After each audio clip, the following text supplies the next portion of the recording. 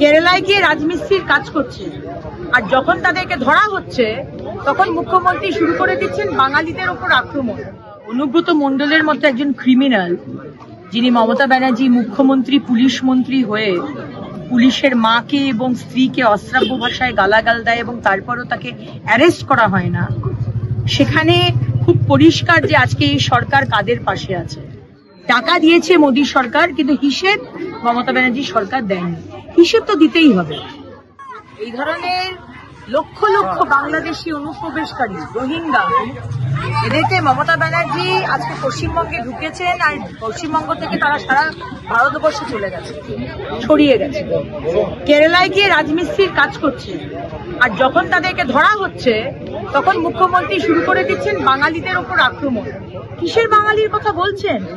কোন বাঙালির কথা বলছেন?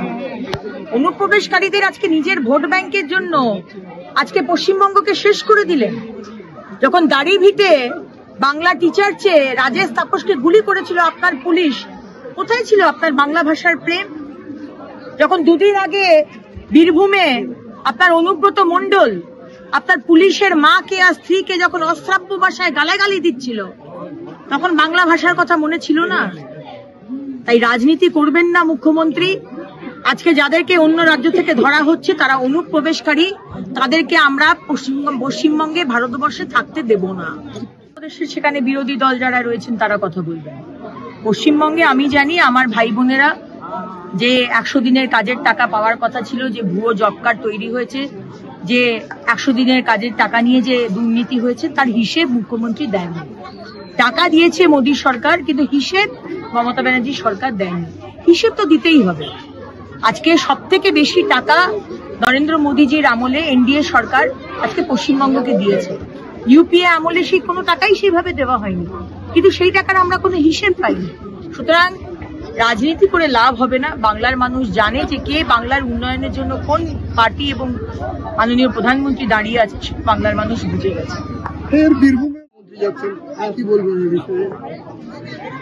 দেখুন, আজকে অনুব্রত মণ্ডলের মতো একজন ক্রিমিনাল, যিনি মমতা ব্যানার্জি মুখ্যমন্ত্রী পুলিশ মন্ত্রী হয়ে পুলিশের মাকে এবং স্ত্রীকে অশ্রাব্য ভাষায় গালাগাল দেয় এবং তারপরও তাকে অ্যারেস্ট করা হয় না, সেখানে খুব পরিষ্কার যে আজকে এই সরকার কাদের পাশে আছে।